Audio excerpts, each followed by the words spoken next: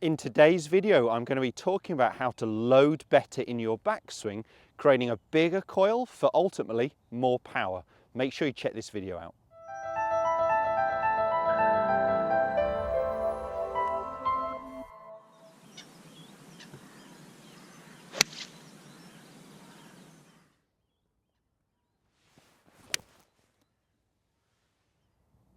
Welcome back to the TruGolf Academy. You've joined me, Jon Watts, today at Branston Golf and Country Club. Today's video, as I mentioned there in the intro, is all about loading better in your backswing, creating a bigger coil in your backswing for more speed. So what are we talking about in terms of coiling and loading pressure? So what we want to see is the majority of pressure in our backswing actually applied towards our trail side. So our trail side is just the side that's furthest away from the target. So for me as a right-handed golfer, we're talking about my right side. And I want to feel that the pressure is being applied through the inside of my trail thigh, inside of my trail knee. And when I do that correctly, I'll even feel a pull up my lead side, again depending on flexibility here, but the majority of golfers I coach, they'll definitely feel that pull when they're starting to load better. What we want to make sure we don't see is a big lateral movement off the golf ball that we're trying to shift weight and we end up moving our whole body. And I don't really want to see our pressure staying over our lead foot, which is what this video's about stopping. There are a few very good players who are more onto their lead side, and there is a method out there, stack and tilt, that would involve players hanging more over their lead foot, but it does involve very good rotational rates. So for the majority of golfers, they're going to be better with a shift of pressure, but that's very different to a shift of weight or whole body movement. Before we really get into this video, if you haven't already, please do consider subscribing to my channel, at least 2 instructional videos a week. If you click below to subscribe to my channel and hit that little bell icon, you just get notified when every new video goes live. So every Tuesday and every Thursday, as well as some Saturday specials through the season. So backswing, loading better in your backswing, it's a key part to developing speed and power. And John Jacobs, a fantastic golf coach, said if you're trying to fix someone's downswing, you've missed what they're trying to do in their backswing or what they need to do in their backswing. And again, I'm not suggesting I've never worked on downswing or impact, because I do. But I do agree with that statement. A lot of faults come from a poor or inefficient backswing position. So today's video is going to be a simple drill to make sure you do load better into your backswing, to really feel that force, that pressure being applied towards your trail foot. So I've got a tour stick on the ground here, just representing my target line, and I'm going to put another one pointing at the golf ball, right angles to the target line. And what I'm going to ask you to do is set up with any golf club. I've got a 5-iron here just because of the length of this par 3. It's about 185 odd yards, so it's around the right kind of club for me. But this is true and relevant with whatever golf club we're talking about. So I've got this cane now pointing at the golf ball, right angles to my target line, and I'm simply going to hold the club high across my shoulders. Now what I want to make sure is that I try and get the club that's across my shoulders slightly behind the one on the floor. Now, depending on injuries and level of flexibility, because this is a video for all, I don't care whether you're a junior, a fit, flexible golfer, or an older senior, perhaps who's lost some flexibility, this video is still relevant for you. It just depends on how much you need to allow that trail hip to actually rotate to make that backswing position. So what I want to try and see is, can we get the club that's across my shoulders slightly behind that red stick that's between my feet. I was teaching someone, a young golfer, who was definitely fit and flexible enough for it, but he was hanging over his lead side. And we saw that with my body track force platform that I use in coaching. We were seeing the pressure in the backswing was actually onto his lead foot. He didn't back up, he actually stayed there because he was powerful enough. But most people I see that are over here on the backswing, they tend to try and go this way on the downswing, and their pressure is moving in the opposite direction to the target, and that is no good.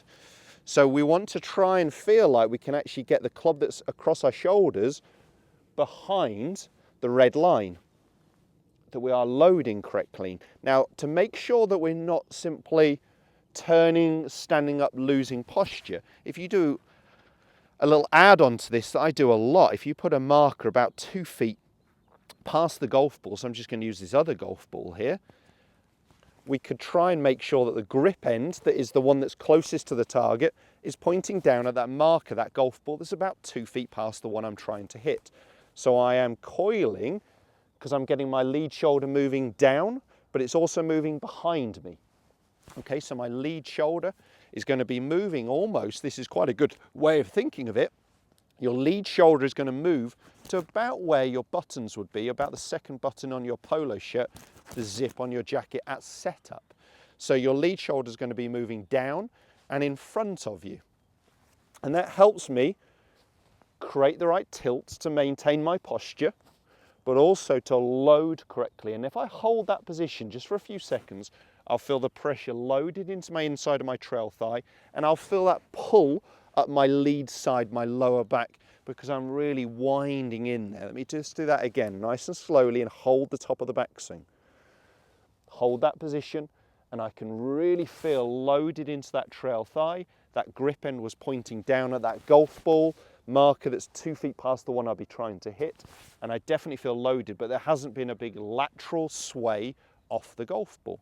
Once I've done that, I'd simply go ahead and make some backswings where I stop at the top, trying to feel that. Get your shoulders behind the golf ball, feeling that pressure onto the inside of that trail thigh, that pull in the lower back.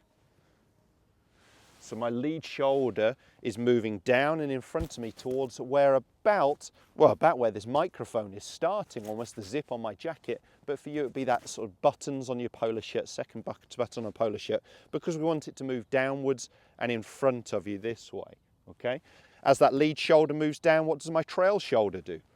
It moves up and behind me, okay? So lead shoulder down and in front of me, trail shoulder up and behind me. And that's a really good way to coil better in your backswing. I'm going to go ahead and hit one. What I'd encourage you to do is just lots of practice swings where you literally stop at the top and judge where you feel that pressure is. You can get that sensation once you've done those drills, that lead shoulder moving down and in front of me, and that pressure really feels loaded into my backswing. So I'm making a fuller coil. Now, I mentioned this video is for everybody. Now, if you're losing flexibility or lost some flexibility, or from injury, from knee, hip, back, whatever that might be, you may need to allow that trail side, that trail hip, to turn a little bit more behind you, so i.e. my hips have rotated more, to create that good 90-degree shoulder turn. And those who are more supple can actually get away with holding a little bit more, perhaps maintaining a little bit more flex in that knee, but it will be straightening the same thing as my shoulders are moving. So as my shoulders do this, you can see my knees and my hips do the same movement, but to a lesser degree. Let's go ahead and hit one. So that sensation is that I'm loading into my trail side, rotating behind the golf ball, and then I'll feel that pull and just go ahead and hit.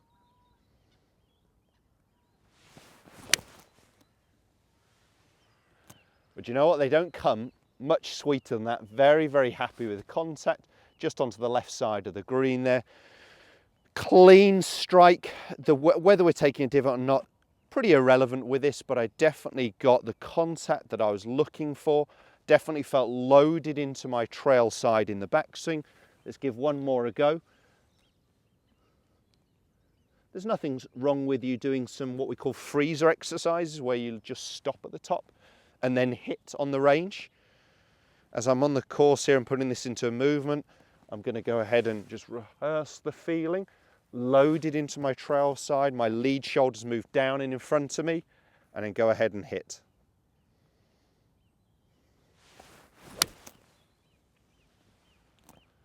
Happy with that strike as well. Just going to miss the green to the left-hand side there.